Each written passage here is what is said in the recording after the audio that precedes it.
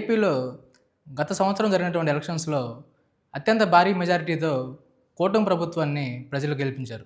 ప్రభుత్వం ఏర్పడినాక ముఖ్యమంత్రిగా ఎన్నికైనటువంటి చంద్రబాబు నాయుడు గారు కొంతమందిని ఆయన యొక్క శాఖలోకి అంటే ఆయన పరిధిలోకి మంత్రులుగా కొంతమందిని కేటాయించుకున్నారు.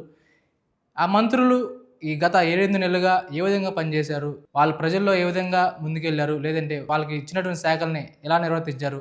అనే వాటిని బేస్ చేసుకొని నిన్న చంద్రబాబు నాయుడు గారు ఒక ర్యాంకులనేవన్నీ అనౌన్స్ చేశారన్నమాట. ఇప్పుడు ర్యాంకులే కొంచెం వివాదంగా మారినాయని చెప్పేసి చెప్పుకోవచ్చు.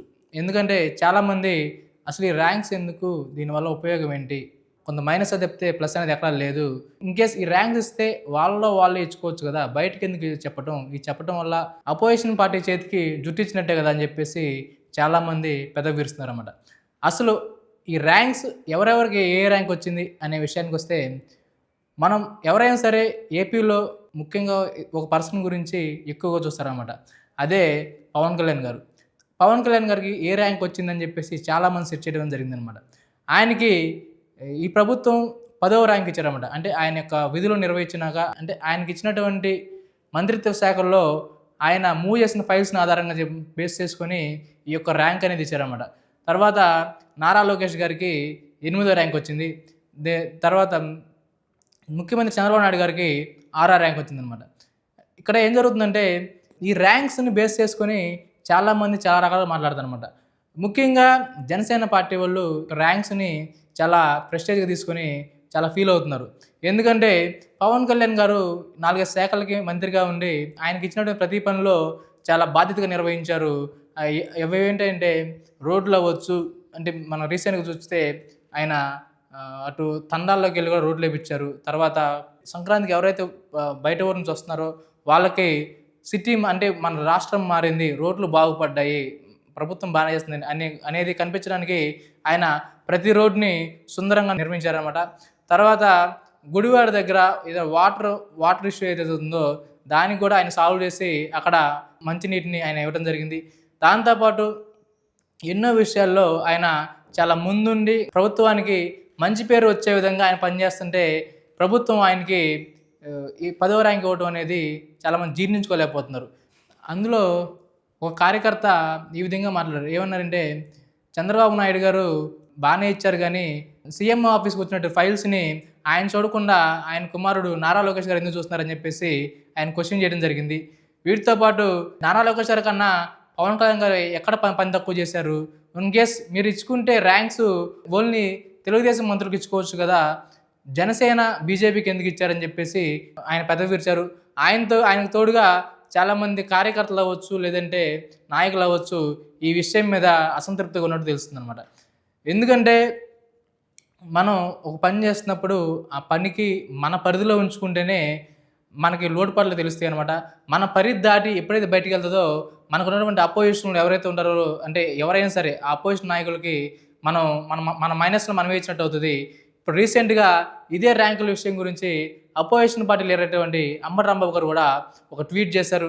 ఏంటంటే నారా లోకేష్కి 8, పవన్ కళ్యాణ్కి 10 అని చెప్పేసి సెటారికల్గా ట్వీట్ చేశారన్నమాట. వీళ్ళు ఎంత బాగా పనిచేయని సరే ఈ యొక్క ర్యాంక్స్ అనేవి ఏమవుతాయంటే ఈ ర్యాంక్స్ ఇవ్వడం వల్ల అపోజిషన్ పార్టీ వాళ్ళకి ఒక మైనస్ మనం ఇచ్చేసి వాళ్ళ ఇష్టానికి వాళ్ళు మాట్లాడే అవకాశం వచ్చేది అవుతుందన్నమాట. దీంతోపాటు ప్రజల్లో కూడా ఒక నెగిటివ్ భావన అనేది వెళ్ళిపోతుందన్నమాట.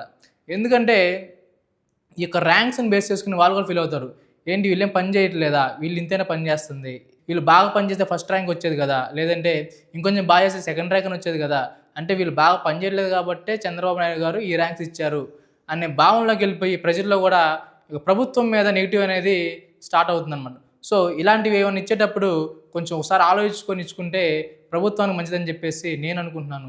ఇప్పుడు ఈ యొక్క ర్యాంక్స్ ఎవరెవరికి ఏమి వచ్చినాయి అనే విషయానికి వస్తే minority welfare minister NMD Farooq గారికి ఫస్ట్ ర్యాంక్ వస్తే, టూరిజం మినిస్టర్ కందుల దుర్గేష్ గారికి సెకండ్ ర్యాంక్ ఇచ్చారన్నమాట. Small industries minister Kondapalli Srinivas గారి థర్డ్ ర్యాంక్ ఇస్తే, civil supplies minister Nadendla Manohar గారికి 4th ర్యాంక్ ఇచ్చారన్నమాట.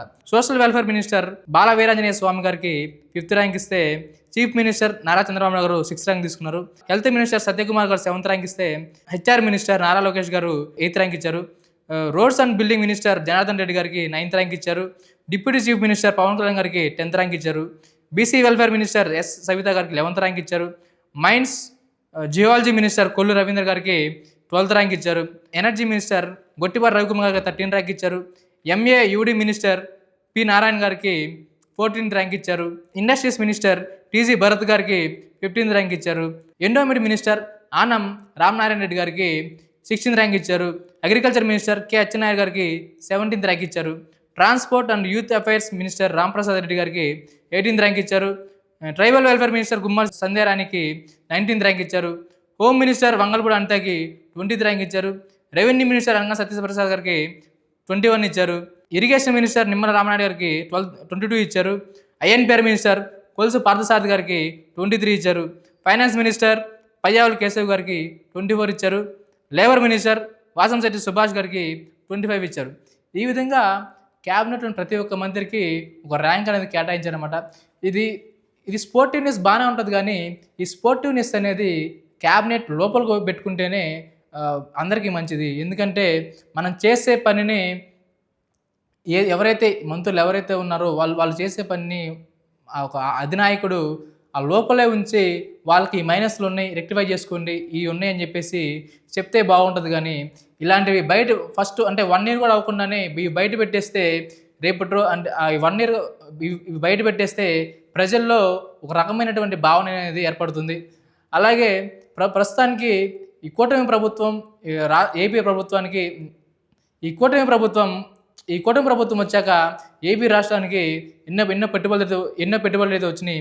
అవేంటంటే ముఖ్యంగా కేంద్ర ప్రభుత్వం నుంచి పోలవరానికి అవ్వచ్చు, లేదంటే అమరావతి కావచ్చు, లేదంటే విశాఖ రైల్వే జోన్ అవ్వచ్చు, ఇంకా ఐటీ అవ్వచ్చు, ఇంకా కర్నూలు ప్రాజెక్ట్స్ అవ్వచ్చు, ఇంకా రకరకాలుగా ఇండస్ట్రీస్ అనేవి నిన్న కొన్ని వేల కోట్ల పెట్టుబడి అనేది వచ్చింది.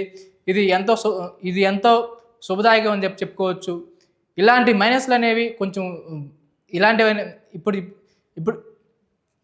ఇలాంటివి ఏమైనా ప్రకటించేటప్పుడు 1-2 సార్లు ఆలోచించుకొని ప్రకటిస్తే మంచిదేమో అని చెప్పేసి చాలామంది అనుకుంటున్నారు.